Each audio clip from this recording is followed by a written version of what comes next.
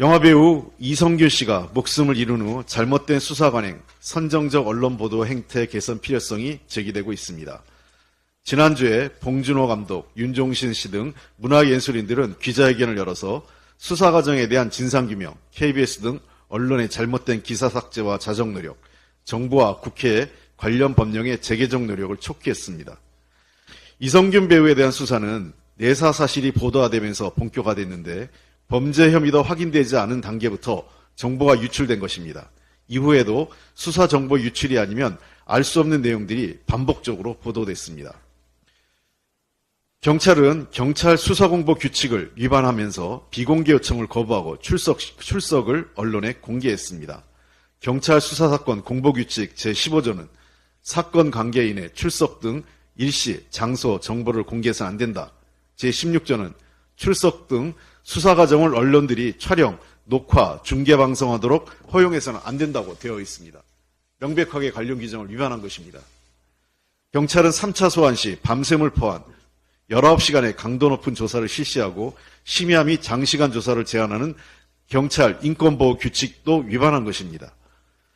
아울러 간이검사와 국과수 정밀감사에서 고 이성균 씨가 마약 음성 결과가 나왔음에도 이후 4차까지 정밀검사를 실시하고 해당 검사 방법의 세세한 내용까지 유출하는 등 무리하고 모욕적인 수사를 반복했던 것입니다. 이는 윤석열 대통령과 한동훈 전 법무부 장관이 마약과의 전쟁을 선포하고 경찰의 성과를 압박해 일어나는 것이라는 현장에서의 비판이 제기되는 것입니다. 무리한 인권침해 수사로 당사자가 목숨을 끊었는데도 경찰은 수사 과정이 적법했다는 입장만 반복하고 윤희균 경찰청장은 경찰 수사는 잘못된 게 없다는 태도를 보이고 있습니다.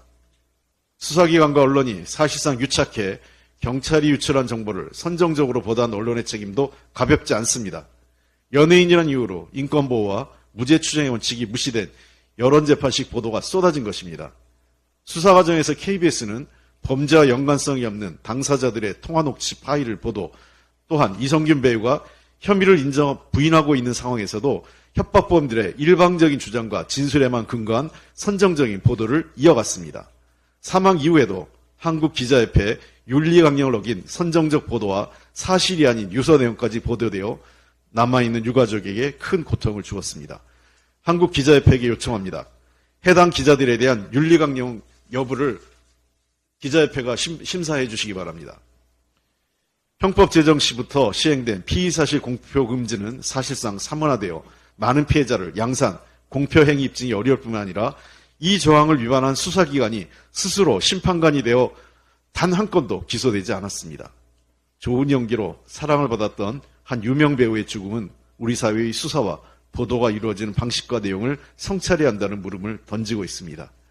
피의사실 공표를 유출까지 확대하는 등 법 개정을 추진하고 인권수사 관련 규칙이 제대로 지켜지도록 제도 개선 방안을 모색해 이성균 배우와 같은 억울한 사례가 나오지 않도록 노력하겠습니다.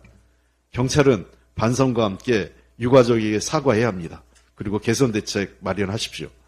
수사정보 유출 등 수사 과정 전반에 대한 철저한 조사가 그 시작입니다. 언론 또한 조회수 올리기 시기에 무분별한 흥미 위주 보도에 대한 자정 노력이 필요합니다. 잘못된 보도를 삭제하는 노력부터 시작하기 바랍니다.